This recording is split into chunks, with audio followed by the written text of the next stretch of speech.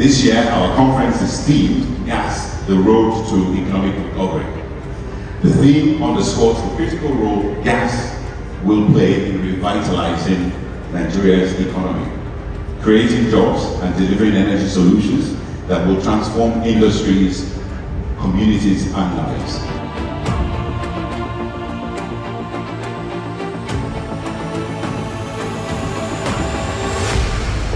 Panel session 3.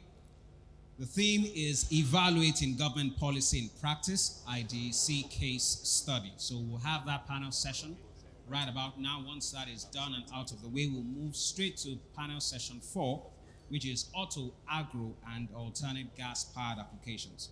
Thank you very much, gentlemen. As you go back to your seats, thank you very much for being here today.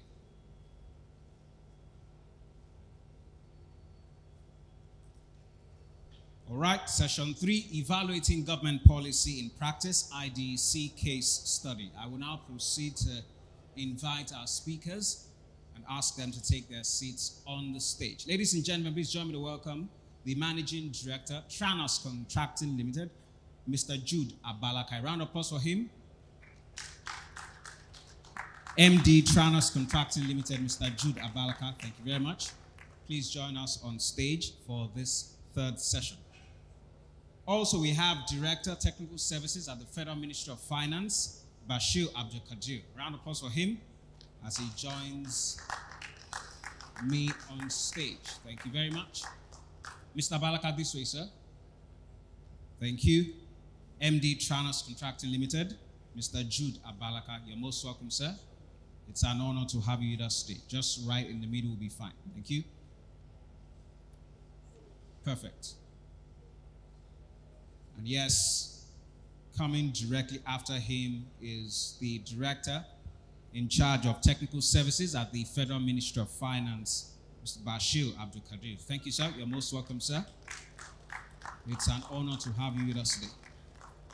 All right, ladies and gentlemen, we also have the Executive Director, ASICO Energy, Mr. Abubakar Folami. Round of applause for him as he joins us on stage. Executive Director, ASICO Energy, Abubakar Folami. You're most welcome, sir.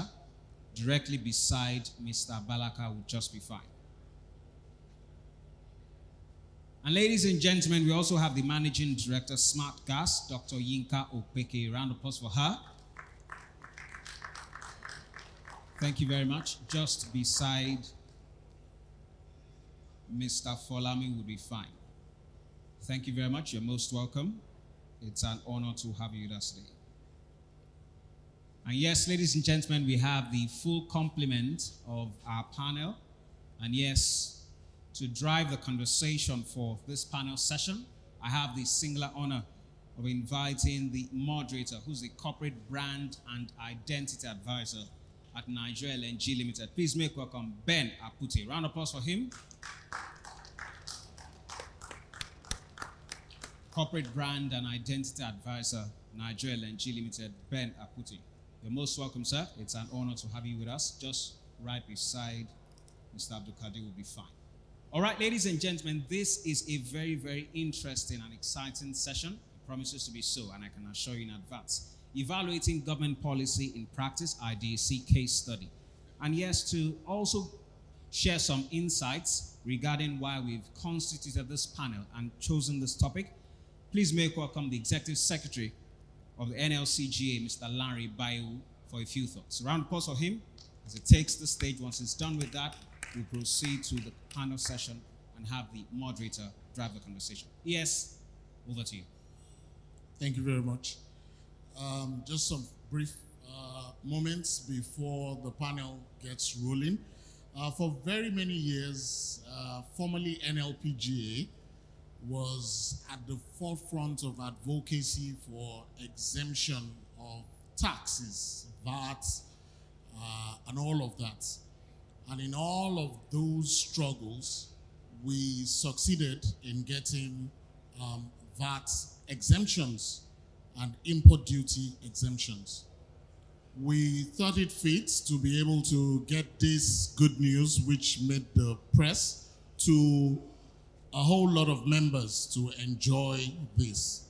But we discovered quite a lot of members did not quite understand how to benefit from the import duty exemption certification.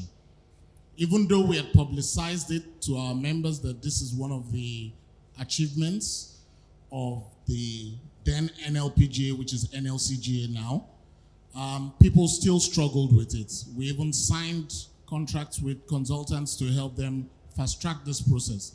And that was why the executive committee of the NLPGA then decided that at the forthcoming conference, we would have a session dedicated to import duty exemption certifications so that people can break it down, understand the benefits of this, and enjoy what government, through years of fight for this, will impact on the industry. So that was what formed the setting up of this session. So we'll encourage everybody to please pay rapt attention, ask as many questions as possible as you can, as I hand over to the speaker who will make his presentation, the case study, and then the moderator will take over. Thank you all.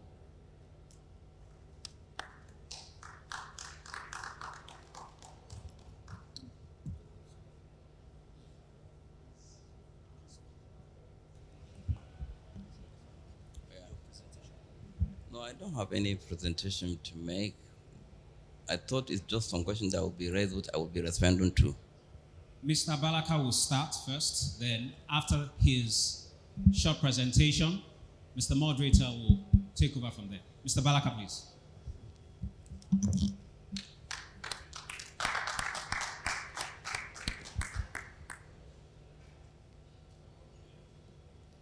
Good afternoon, everyone. I'm going to speak very briefly on the IDEC process, and this is coming from our own experience as a company that has enjoyed some of the benefits of the IDEC system. Now, the IDEC is a program that government has in place for companies to be able to enjoy some import duty exemptions from paying what you will have regularly paid. And this covers both your regular import duties and then the other fees or charges or levies that can come up when you are importing items. Now, for us as a company, we manufacture gas generators, and of course, along with that, we also need things like the gas tanks. So now, if we take that as a case, when you want to bring in specifically gas generators, you have to go through the IDEC system. Now, the beauty of the system right now is that there is a portal that you have to go through. That's a government portal where you go, you register your interest, and of course you upload documents like the invoices, bill of ladings, and things like that. But one of the few things we've noticed is that you need what they call a support letter. You have to be able to provide a support from the government ministry that will back what you are bringing in. So in some cases, it might be the Ministry of Power, if, for example, you are bringing in power-related equipment, or Ministry of Petroleum, if it's a gas-related equipment. Now, typically, once you do that, you submit all your documents. They do have back office staff that support with all this. So it's usually quite smooth. There is a lot of delay, but the process, typically the submission and all that, can be smooth if you have all your documents. There will be a bit of a delay, but after some weeks, you will get that, and then you will get an approval, which is then you will have to pay a percentage. The beauty is that it's duty free. So if you are bringing in, again, the LPG tanks, you find that you will typically pay, I think, a 20% duty. Then there's a levy of about, I think, 40%. So by the time you add everything up, you are looking at typically paying almost 70% the value of the goods you are bringing in. But with IDEC, you end up, it takes off almost about 98%. So you end up paying just about 2 or 3% of what you would have originally paid, which is good because it will mean that typically if the cost of the tank is ₦1 million, by the time you clear the tank, your cost goes to about 1.8 million. But now it means you don't have to pay the 800,000 that comes. I mean, you pay something, but it's mostly negligible compared to what you'll have paid before, which makes it a very useful system. Now, in terms of some of the things that I think could be done to make it go a bit better, the delay is a challenge because a lot of times when you need to import goods, your goods are ready, but you have to wait for this to be approved. And nobody wants to run the risk of your goods arriving and then either it doesn't get approved or there's some delay and you have goods stuck at the port. So if the system can be improved to shorten the time it takes between when an application is submitted and when an approval is gotten, it will help a lot because, as you know, we are all businesses and time is important.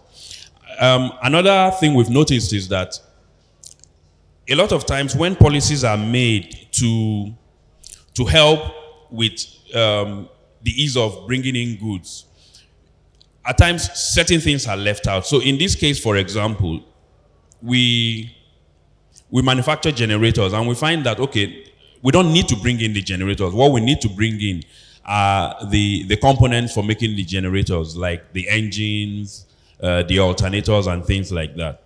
Now, if you check on the list, because for IDEC, there is a published list. So the president has given, through the Ministry of Finance, a blanket approval for certain items with their HS codes indicated to be used in getting these IDEC waivers.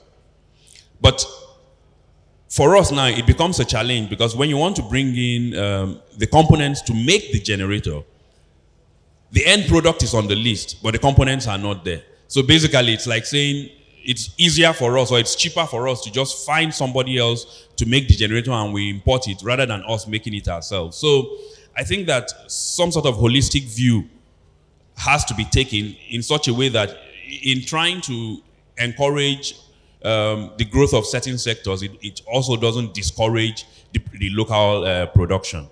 Thank you very much. All right, thank you very much. And once again, good afternoon to everyone in the room. All right, I think Mr. Lanre and Mr. Jude has done an amazing job trying to provide some bit of background into the conversation, and you sort of just made that make my job pretty easy.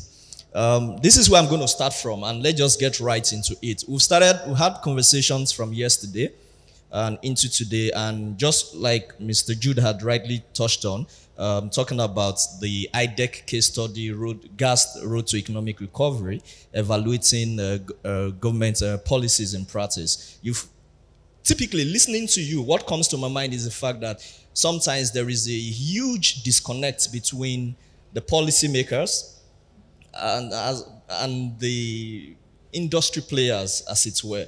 So basically, you end up designing a product for a target group of people that you technically do not even understand their business process. As at the end of the day, it brings the question of efficiency into place. Now, I want to sort of open the ground by just asking a general question across the panelists, and I just want you to just, in one breath, just share your thoughts. Now, if you look at the element of import duty exemption, essentially, at the core of it is the fact that it is the federal government discounting on the necessary revenue that is required for sustainable and inclusive development, as well as the upgrade of the social welfare of its people.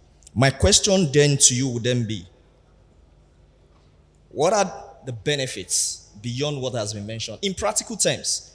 Not in theory, because I think a lot of times when we look at benefits, we can be very theoretical.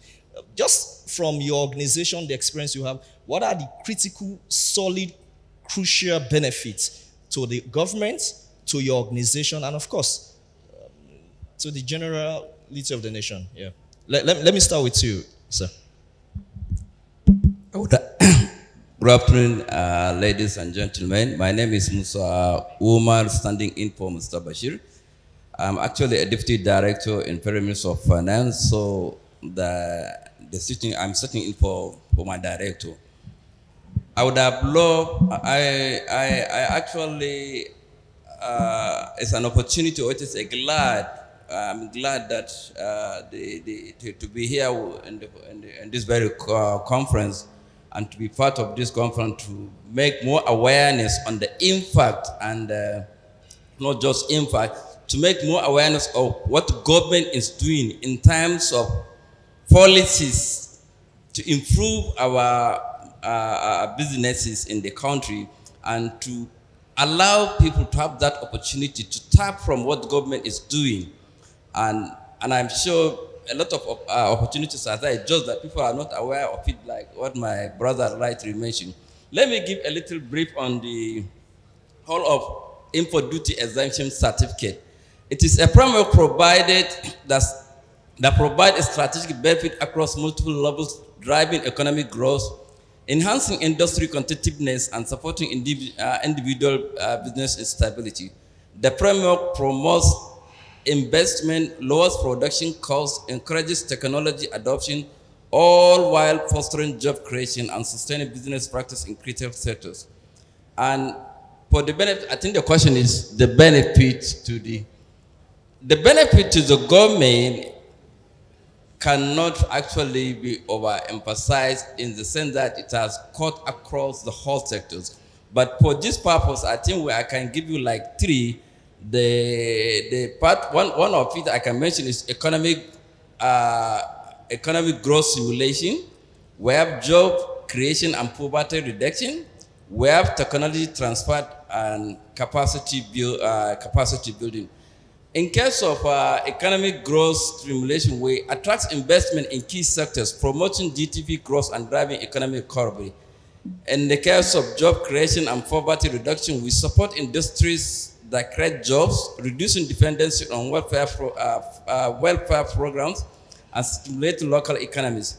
And in case of technology transfer capacity building, we encourage adoption of advanced technologies, fostering skills development, and raising industry standard. I think that's few I can mention as far as government side. All right, thank you very much, Mr. Bashir. I'm going to take you on all of the benefits you've listed now. We'll get there, because you talked about economic growth, you talked about job creation. When I look into the data, between 2017 and 2023, we've given away worth about 2.7 billion, right? So my question is, do I really see those values crystallized? Hold that thought. We'll come back to it, but let me go to Mr. Jude to just share with us the benefit from practical terms to your organization and how you've taken advantage of it. Okay, so, generally when you look at exemptions like this, these are like tools that the government will typically use for targeted improvements in the economy. Now, part of what government is trying to do right now is to encourage the use of gas for various things. So, looking at it from our own perspective, government wants Nigerian gas to be used in Nigeria as against other sources of fuel. Because, so if we say, if we talk about gas generators, for example, gas generators are like a substitute for diesel generators. Now, we've spent a lot of money importing diesel into Nigeria for various reasons. Generators use a lot, trucks and all that. But the thinking government is coming up with is, why import diesel when you can do the same thing with the gas we have locally? And in trying to encourage people to use that gas, there has to be some sort of incentives to catalyze people to adopt the new technology, So, in essence, this should encourage us to say, okay, if in the example I gave, you were going to buy your gas tank for just basically, if you were to pay what you were paying before, you were going to pay 80% more. So government is trying to trim off that amount and say, okay, let the end product be a bit cheaper so that people can adopt this technology. And once the adoption starts rolling, the incentives might be pulled back. I mean, government can monitor and see how successful the whole thing is and then decide on whether to continue or not. So I think that it is very useful on so many levels because it will encourage the adoption of the new type of fuel. And gas being cleaner than diesel means that there are environmental benefits. But besides that, on the business side as well, it means that people will begin to buy made in Nigeria gas generators to fuel their businesses. Using gas generators are more efficient, they last longer. So, I mean, the benefits begin to stack up once the whole process succeeds. And for the process to succeed, the core components have to be, should I say, commercially attractive for people. So what government is trying to drive is that commercial attractiveness by saying, okay, rather than us charging this duty or charging this levy now, we want to be able to hold it back and then build the market. Okay. You don't know, I've got a lot of things running through my head, but again, we'll come to that. I want to move, but, you know, from everything you said, what I hear clearly is the fact that the biggest incentive for us today is that, government is trying to stimulate a budding sector. So you want people to sort of change their philosophy around energy usage, moving away from fossil fuel, heavy carbon fuel like diesel, into a more cleaner fuel. That is the basic. But on the flip side, I want to be an advocate or, on the other side to say then, does that really also mean that government is also sort of relegating its duties because you're then trying to move the responsibility? Because you are basically meant to drive that at the end of the day.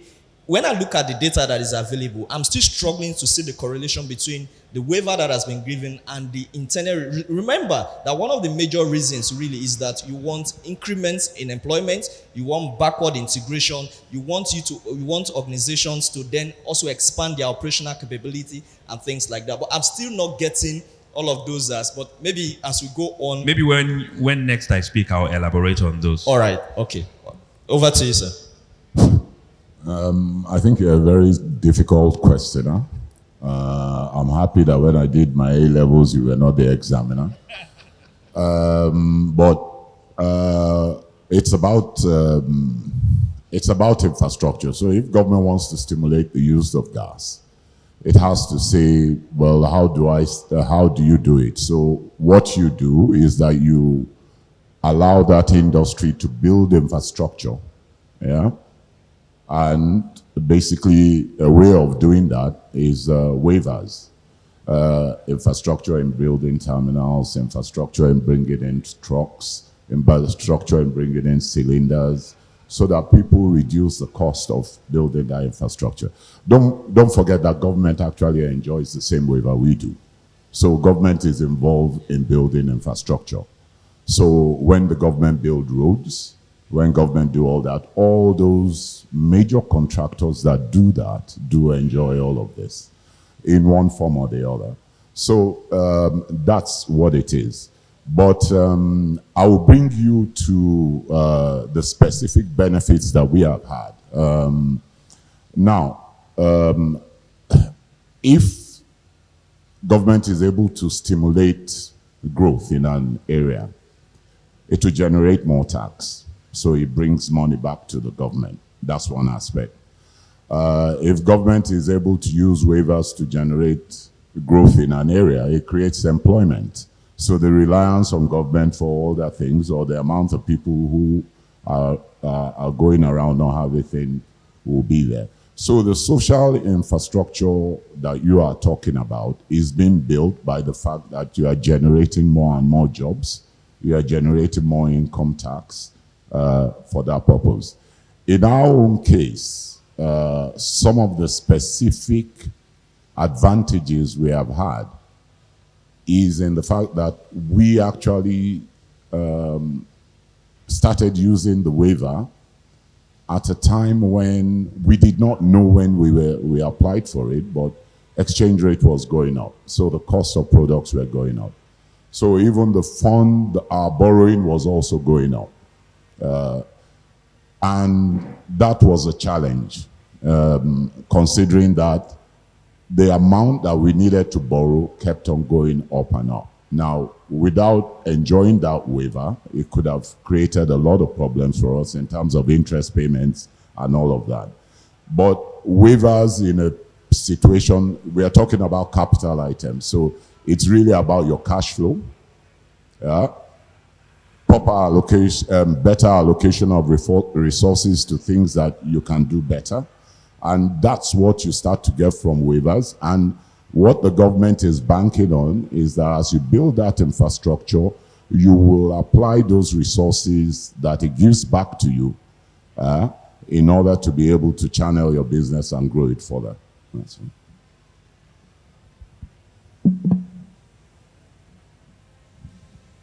All right, thank you very much. And I'll just go to Dr. Okwike to quickly just chime in while we, all right. Okay, thank you. Good afternoon, everyone. It's nice to be here.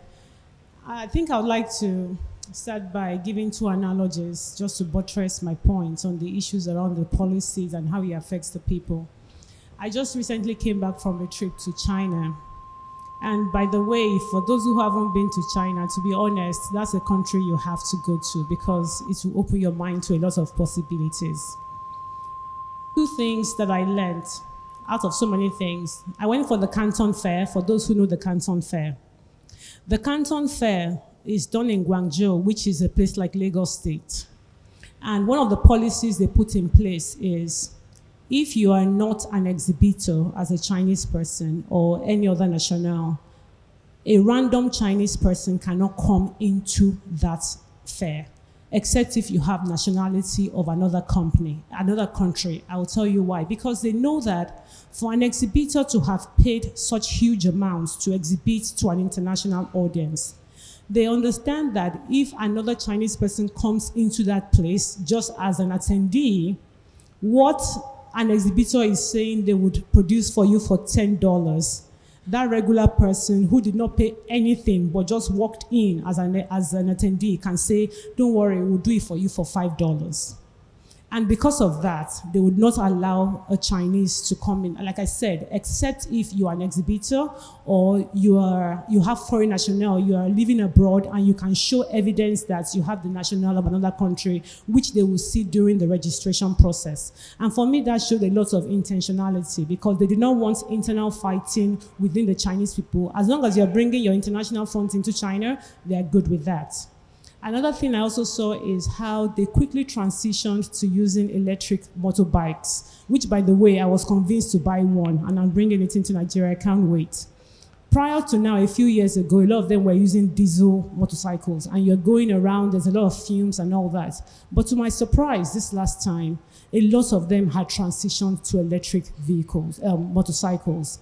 And the government puts charging stations in so many places and charged them 3 RMB to recharge for 10 hours.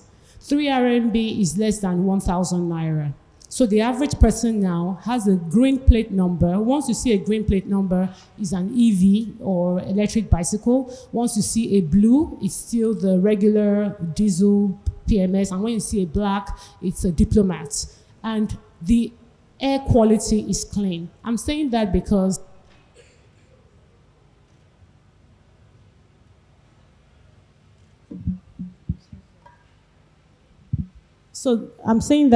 these are policies that there's a lot of intentionality in how they run the economy, and you are seeing it in terms of the quality of life that people are living. And these are people that are over 10 times the number in Nigeria. Now, bringing it back home, we are in the downstream sector. I import my cylinders. We have smart gas cylinders. We do 5 sizes, 3 kg, 6 kg, 12.5, 25 kg, 50 kg. We import storage tanks as well and some other accessories and all. And I remember when we started business was good because even before we bring in our cylinders, we have all the wholesalers asking to buy different quantities and we could not even meet demand.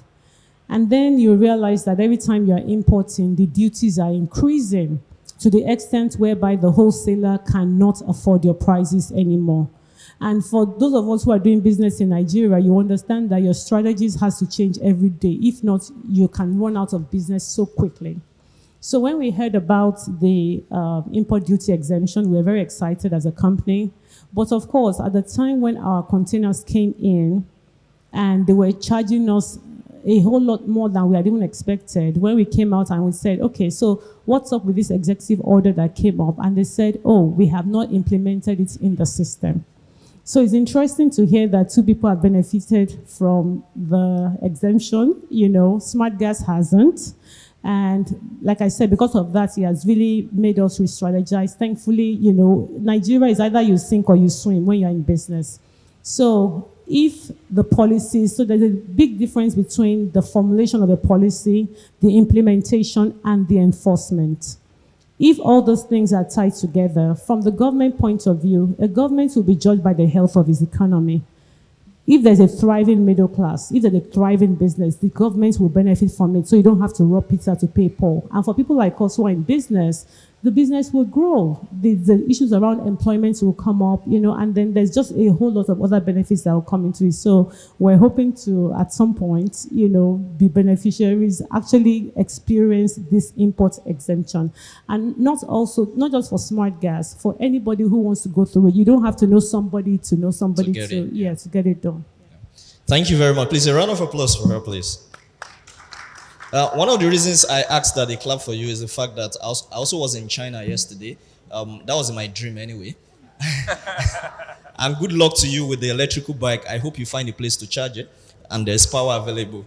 But it's good that you sort of just touched on the benefits, even though you've also highlighted the fact that your organization has not come to really derive the benefits, as it were. So let me move to Mr. Jude. Let me come back to Mr. Jude. And I'm just going to ask around the element of governance structure. We all understand, and let me make it much more encompassing so that, of course, audience could also understand what it is. The legal structure, the legal framework that guides the import duty exemption is well enshrined in the Custom Excise Tariff Act, basically. And of course, it makes provision with it's right there in the part 1, yes, section 11 of it. And one of the clear outline is the fact that that responsibility has now been sort of given, as it were, to the Federal Minister of Finance, right, through the Minister of Finance. But of course, the presidency sits there based on the advisory of the Tariff Board. And the advisory of the Tariff Board is also based on the importance of data that they have to either vary, impose, or remove tax, right, as it were, import duty exemptions. Now, my question to you would then be, how well has your organization been able to sort of track the benefits and then use that as a veritable tool to engage the ministry to then say, look, this is the benefit and these are justifications for why you should increase, add, remove, or even vary?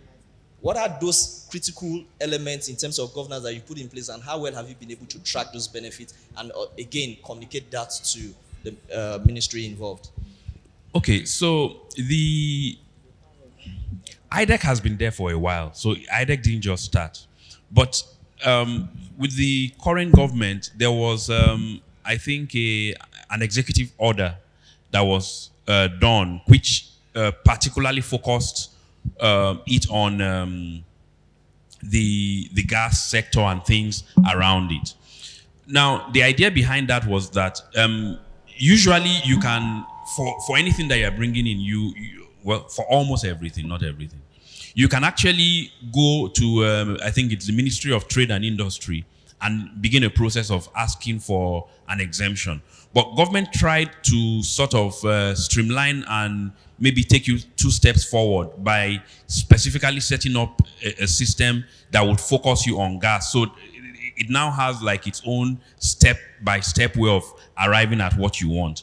So now, if we're talking about this current gas IDEC, we've enjoyed it once. We're actually trying to do the same now for some of the things we are bringing in. So we do not have as much data to be able to say we can use it for the purpose of advocacy. However, the thing is this, right? I think that we're at a position now where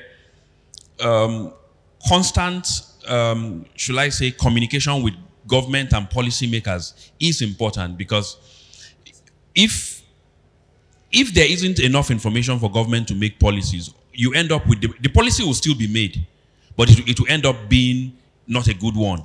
And so you just find yourself complaining when you could have been at the forefront of actually trying to get it done.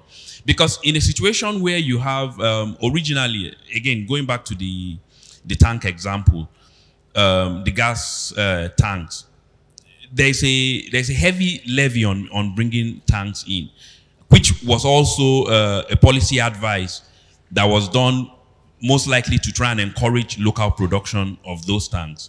Now, coming back to what we talked about earlier as to why will government reduce its own income just to help certain areas grow. Government had put that 40% because they were like, okay, let's try and, if this will encourage people to make tanks locally. But it hasn't really made too much of a difference. Now, we could talk about so many reasons why it hasn't, but one key area that you will need to be able to encourage production is the market. Most people will say, oh, we have 200 million people in Nigeria, so we have a market. But no, population is not market. For you to have a market, people must be willing and able to pay for what you are producing. So currently, if you look at, again, the gas tanks, part of what the IDEC system is, I assume, is trying to do right now is to encourage consumption. If you encourage consumption of gas, the more people consume gas, the more people will need tanks. So if as a manufacturer I want to make tanks and I do my numbers and I see that, look, for this investment to make sense for me, I need to be able to sell 10,000 tanks, for example. And I look at the current market and people are just buying between 2,000 to 5,000. It means that even if I make that investment, I'm not going to make money out of it. So at the end of the day, I will think that the big picture of this is government trying to say, look, we need to encourage people to use gas. And people using gas will be using gas for various reasons. You have some people replacing kerosene stove with gas cookers, or people replacing firewood with gas cookers. But on another side, you also have people replacing diesel generators with gas generators. So it's happening, or we expect it to be happening in so many areas. And as it begins to happen, the general demand for gas begins to grow, which will mean that we will need more trucks that will deliver gas. So it's supposed to be a holistic thing that should catalyze the whole industry. Sector, yeah. So thanks, and it's good the way you've sort of just tied all of the elements together. And I will move to Mr. Afalame as well to get in. But before I go, it's also important that I also sort of put a bit of light into why I am coming from a different angle and approaching this differently. The reason is because, like you mentioned, there's meant to be a holistic structure that looks at the benefits and how each of those benefits catalyzes and sort of metamorphoses into better development for the country. And as it is now, data available on ground do not really reflect that. I mean, you just mentioned the fact that there are times when some of these policies are made in sectoral areas where it's not even profitable to go into those businesses. So as a result, which means it comes back to that element of disconnect. And let me tell you one of the reasons why it is important that we have that holistic view. Now, the truth is, government would want on one side discounts, right, and provide those exemptions. We don't take advantage of it, and for those who take advantage of it, we don't get to sort of see the results. This is what then happens. The government has already discounted on the revenue that is needed for development. But what we don't also realize is they come back to impose those taxes on us in an unregulated manner. Whether you like it or in the last 10 years, we've printed over 40 trillion naira. And what that has done to our purchasing power is it has reduced it to about 20. So if you're earning, say, 1,000 naira, your purchasing power is about 800 naira. So that is 20% tax imposition on you that has been imposed by the government without going through the National Assembly. So that's why it's very important that we look at it critically. But let me go to you, sir. Just explain to us from your own perspective, what are the governance structure? Have you been able to track them, and have you been able to communicate that effectively too? Because essentially what we're trying to do is to help the Ministry of Finance to help us so that the private sector can then thrive as well.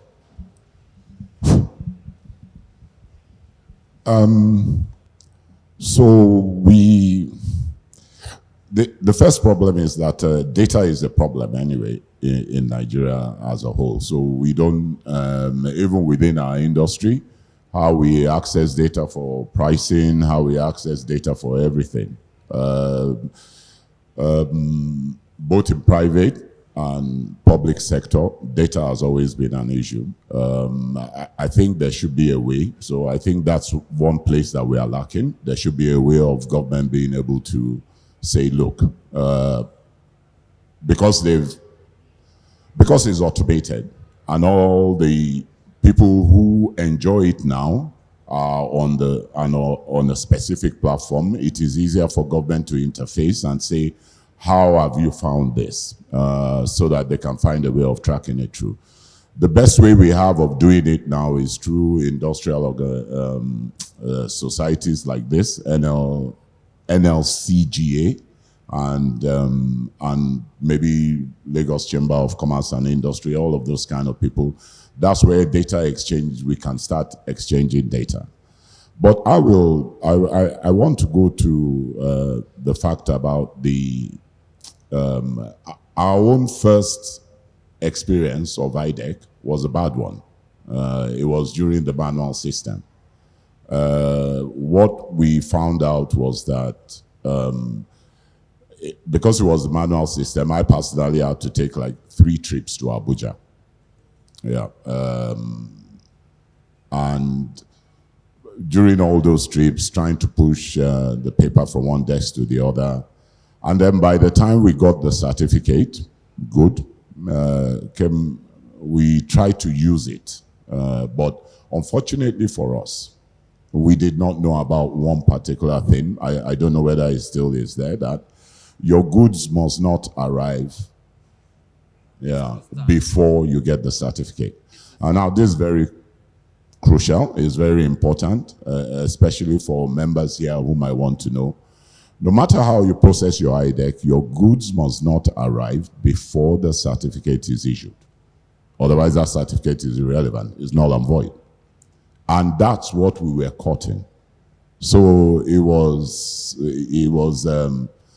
when they say your swag is changing to non-swag, that's what happened to me, because we just could not use the IDEC, and it was annoying. So now, because it is automated, there are certain things that have happened. One of them is that the trip to Abuja has been cut out.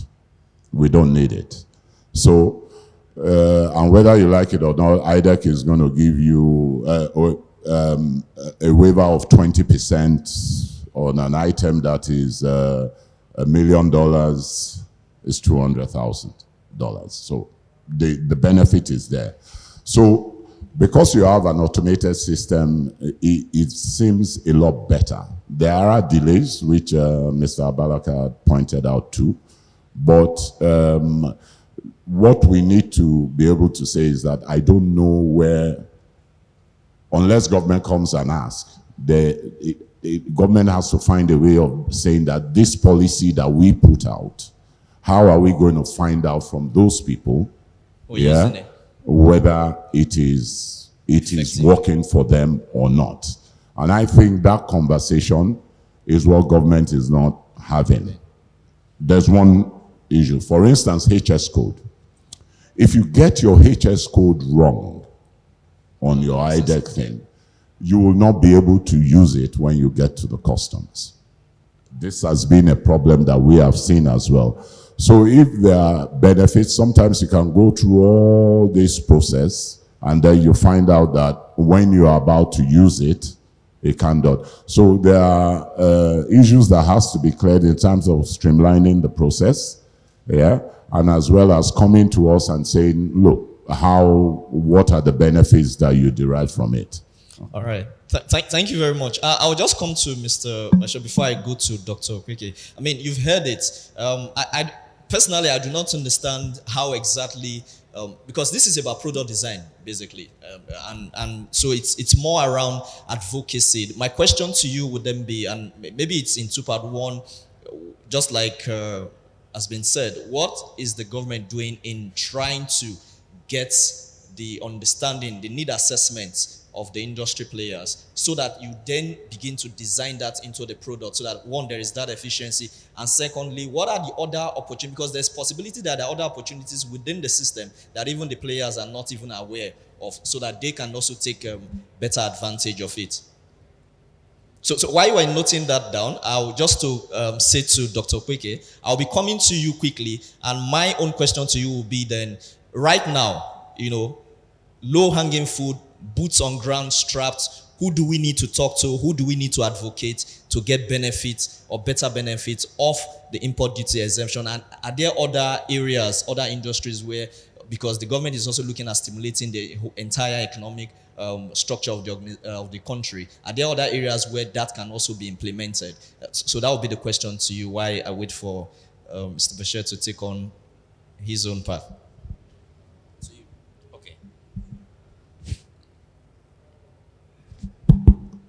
Thank you for the opportunity to talk again.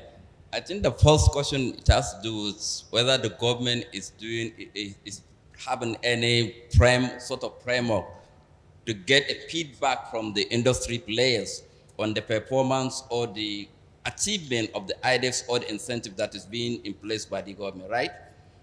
Well, as for IDEC, it's not the only incentive that government is given. And in the case of IDEC, as a feedback, as we are talking about, we used to have what we call M&E framework, where our officers will go around to all companies that benefited from the incentives, and we have our own like a checklist, like how do I put it? Like a checklist in terms of a form that you will help us go and fill it yourself and confirm it's from you. And part of the in that checklist, we have a columns where we ask the number of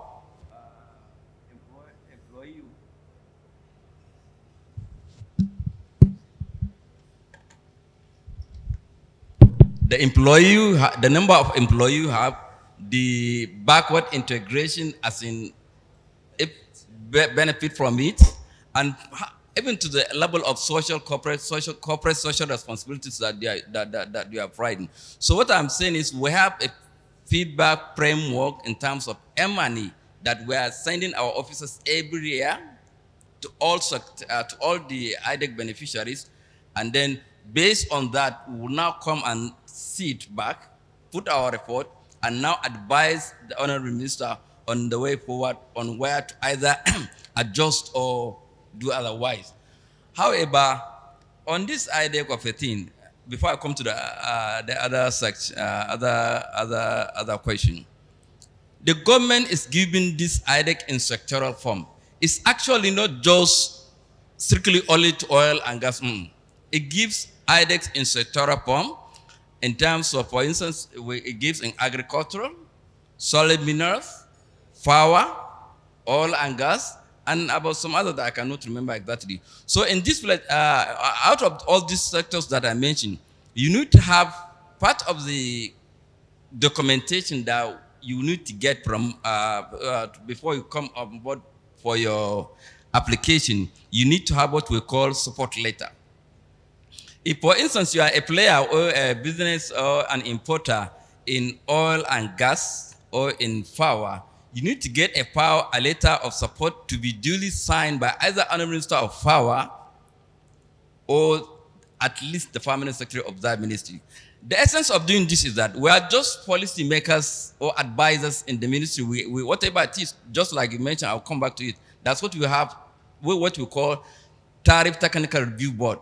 it is that board that we sit all, even yesterday they had a meeting, I was not around. Even so, it is from that meeting we will now sit and collect all the information and now review and now advise advise the honorable minister on the way forward. Where it needs to reach or where it needs presidential approval, we will now send it to the president. So it is on sectoral basis. Why it is on sectoral basis? I mean the letter of support, because they have professionals in that sectors.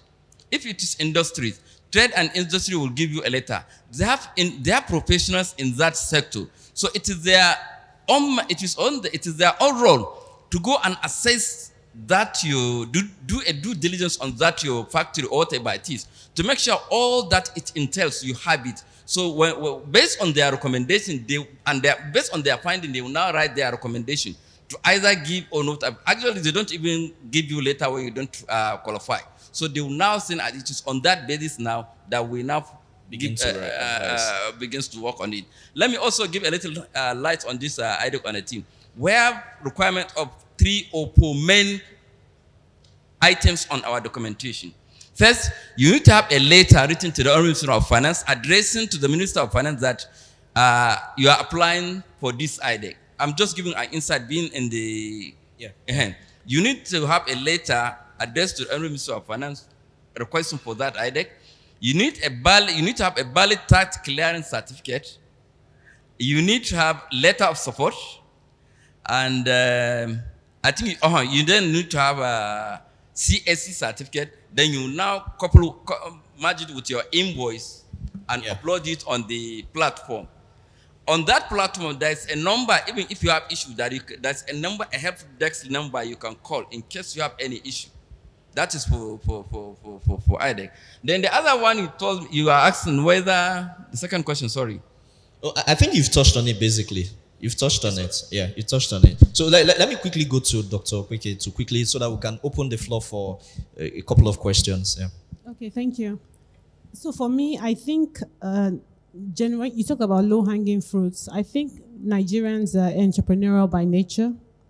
I think we're very hardworking if given the right system, the structure, and the policies. So because either way, there are a lot of businesses here who are thriving one way or the other already.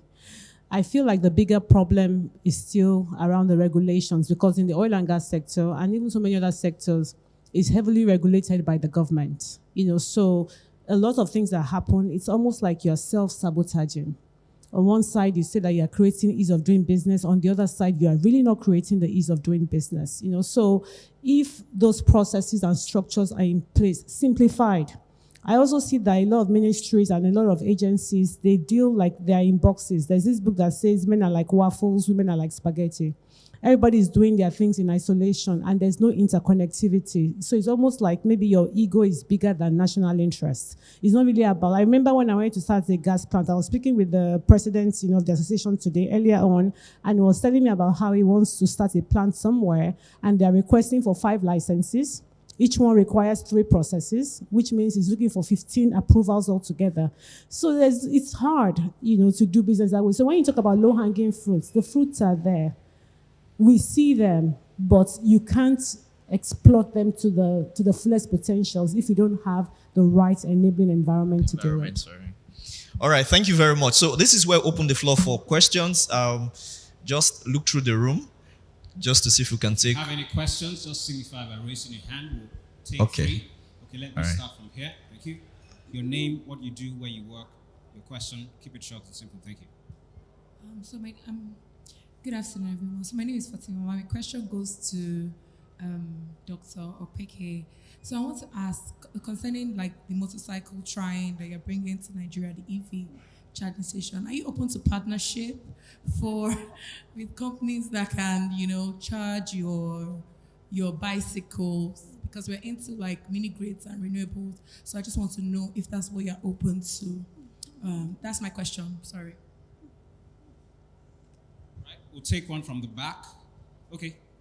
Have first. Good afternoon, ladies and gentlemen. I'd like to acknowledge your erudite discourse, around governments making gas business enabling in Nigeria. However, I think a lot has been said, and again, all I have heard personally is talking about the problem, and it's the same thing we've been talking about for over 2-3 decades. My question is there anything, at least for those of us that are private sector, I acknowledge the manufacturer that is doing the cylinders, and the lady that talked about going to bring in tricycles and motorbikes, and of course the government representative.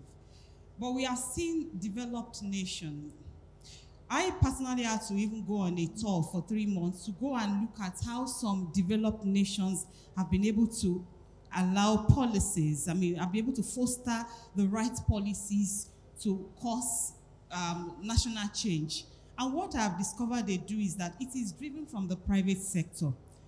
So I appreciate NLPGA, now they are NLCGA, for what they have done, bringing together this event. But what have we presented anything to the government as private sectors to say these are the policies we are looking at? Have we gone to the National Assembly to tell them these are the bills we want passed? So trying to build a plant that will be beneficial for the nation, and then you need like 10 licenses, 5 licenses is small. I've seen cases of 10 licenses and all sorts, and all of them, you don't even know the difference between one and the other.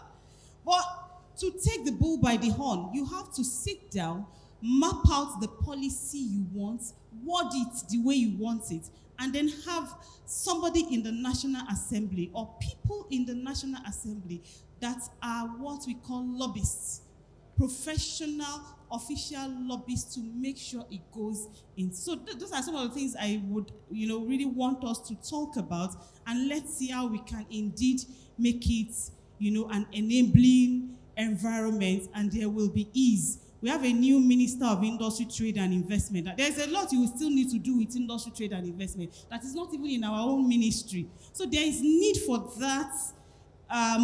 We need to converge everything, but we need solutions. So I would appreciate if, I don't know who would answer it. What are the solutions that are ongoing? Don't worry, the guest speakers will answer it. All right, thank you. I will just pass the question to them, don't worry. All right, one more. In the back. Thank you very much. My question is just very straightforward. While Mr. Folami was talking, said that he applied for IDEC and the go arrived before the certificate and became useless. Is that correct, sir? Now, the question is that at what point in time do you apply for IDEC that the IDEC certificate will not be useless? Number 2, have you ever, those that benefited, have you ever actually had any experience of paying demurrage while applying for IDEC because the IDEC certificate couldn't come on time as at the time? Then finally, in few of many ministries that are involved in this certificate, just my question go to the director from the finance ministry, is it possible for us to harmonize some of this process to make it smarter than what we have now? We, in our own experience, in fact, we had to back out. We apply. At a point in time, he said we need to get a document from FRS. And FRS portal was saying that our certificate was not correct. Several times we apply until we back out. We couldn't go further. So we said, okay, bye-bye. So at what point in time do you need to actually apply for IDEC for you not to have problem? Over to you, please. Okay, so I see that Mr. Bashir is. So we'll probably start with the last question, right? Yeah, let me start with the last question and the one that Madam. Okay. Thank you for your question, the gentleman sitting there. Actually, it didn't go down well to me when you said that at what point is IDEC not important, something like that. This idea of a thing we are talking about, government, we need to please be fair to ourselves and to be fair to the government. Government is doing a lot by forfeiting a lot of money that's supposed to have come to the purse of government for development progress of the nation. But at its own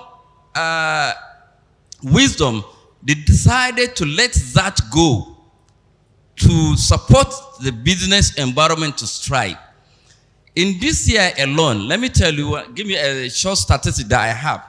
In just oil and gas industry, particularly oil and gas, from 2021 to 2024, January 2024, from the time we automated this IDEC, government forfeited over 800 and over 408 billion naira, which is realistic. If you want, there's a way I can prove that to you in the name of incentives.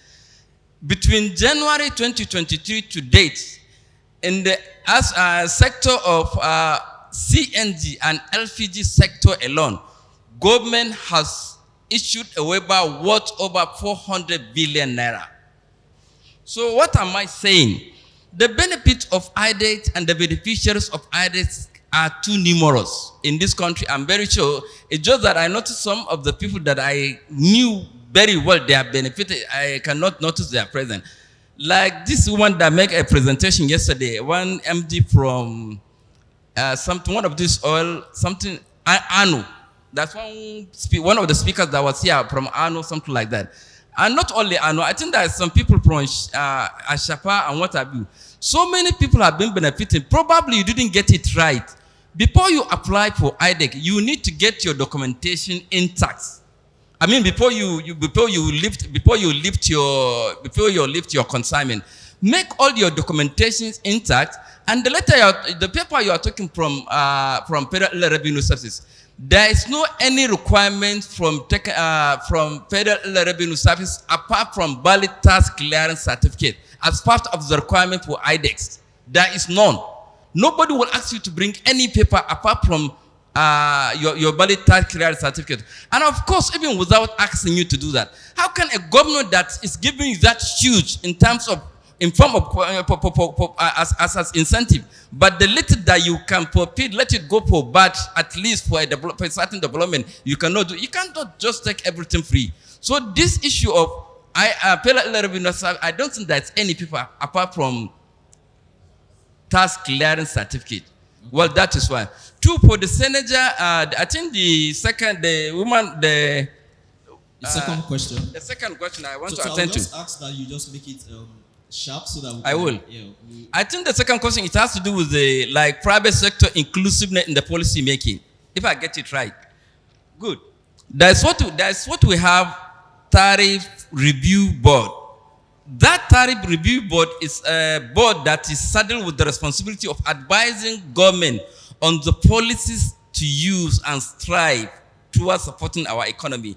And in that tariff review board, we have committee members cut across the relevant ministries. Ministry of Finance are the chair, Ministry of Trade and Investment, Ministry of Agri. Then, for the inclusiveness of the private sector, we have a standing substantive seat for Manufacturers Association of Nigeria. All issues that has to do with manufacturing sector, they used to pass their own concern or their own grievances through that manufacturer association. Sometimes, if a particular, it's not a sectoral, but a situation whereby a particular industry have a very unique case to present, we used to even give them opportunity to come and make a presentation at that meeting to convince the board. It's not just Ministry of Finance unilaterally taking a decision. No, the board has about 10 different members, and on no account would Ministry of Finance override the other stakeholders' interests. We have to agree before we finally send it to the minister for final or recommend. We send the recommendation to the minister for final approval. Thank you. Thank you very much. I think I will just allow Mr. Fulami to quickly chime in because he directed one bit of the question to you, and of course, Dr. Kweke.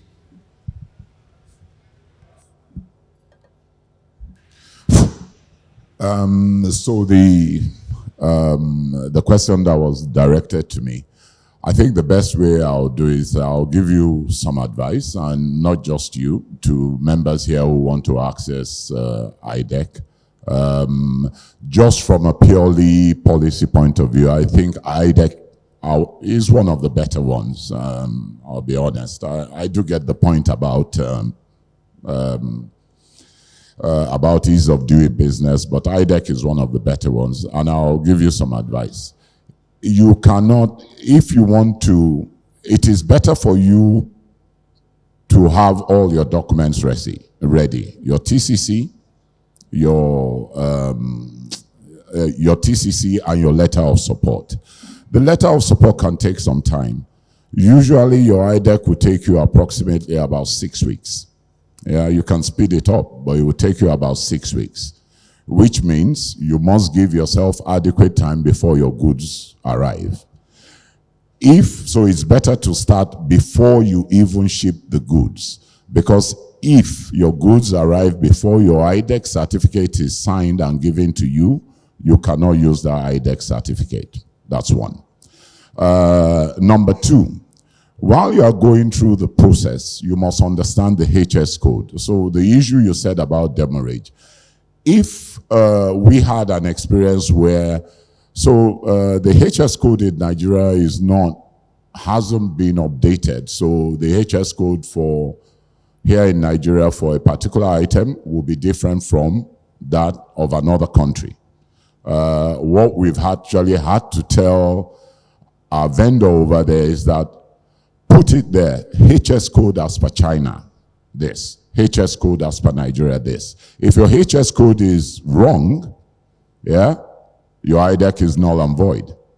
So I'm trying to, that can lead you, while you are arguing with your IDEC, while you are arguing with customs, you are incurring demurrage. You understand what I'm saying? So these are some of the things we've come across that I'm letting people know. Now, after your IDEC certificate has been activated on the platform, you need to ensure that it is transferred to the customs portal. You cannot just leave it where it is. If you don't transfer it to the customs portal, customs cannot do anything with it. They can't see it. So you must make sure that is done. Your clearing agent must understand the process, because your clearing agent himself is the one that will interface with customs. If he doesn't understand what you are doing, you have a problem. There are other areas that you have to take into consideration. IDEC is generally, I think, for 365 days. Yeah. So you must start, if your goods haven't been shipped yet, you must go and renew it. Yeah. But the expiry of your IDEC is not the only reason that you go and renew. A change in exchange rate, because we experience that because exchange rate has been changing, is for IDEC to be renewed. Now, where that is that when your goods come, an exchange rate has moved from 1,000 to 1,500. Customs is going to apply 1,500, but your waiver was on 1,000 to 1. Yeah? So custom is going to slam you on that 500 difference. So all those ones, while you are arguing with customs, you are incurring demurrage. So, let me quickly say this. Thank you for the masterclass. I think the conversation is not going to end here. We'll go ahead. Yes, I'll come to you. I'll come to you because of the time.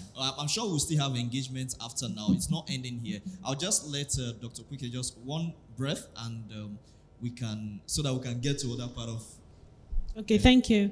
Please, I'd like to make a clarity. The electric bike I bought was personal to me, not for business.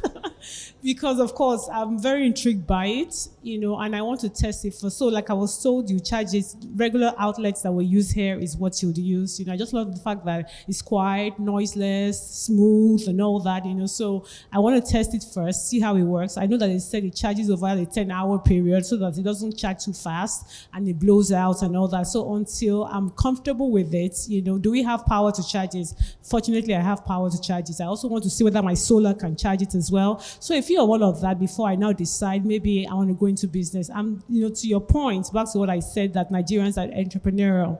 See the marriage proposal she proposed to me already, so that's why I love Nigeria, so until I'm very sure about the bike, I've already started thinking about the places I'm going to ride it to, feeling so cool. I'm talking about all this clean energy and all that. So for now, it's personal, and of course, we can always take the conversation beyond here. Thank you. All right, thank you very much. And please, a round of applause to the panelists. Thank you, thank you, thank you. I think one of the take-home from the conversation here is the fact that we have a system that seems to be value-adding, but then there's a lot of tweaking, there's a lot of conversation, there's a lot of advocacy and engagement that needs to happen. Mr. Bashir, I know you're itching to say something, but unfortunately, we won't be. Well, one thing I would just say is this: see yourself as the patient and see these guys as the doctor. You've created a solution that they need to use. They don't understand it. Help them to understand it, and they will also help you to build the economy that you want. I know you want to say something, but then we'll take it up from there. Thank you very much, and I'll yield the floor. Ladies and gentlemen, that's it for the panel on evaluating government policy in practice, IDEC case study. Ladies and gentlemen, allow me to beg your indulgence. Please give another round of applause to our panelists. Let's have those souvenirs very quickly. And yes, we'll pose for a group photograph. Paparazzi, please be on standby. Thank you very much. That is your cue. Thank you.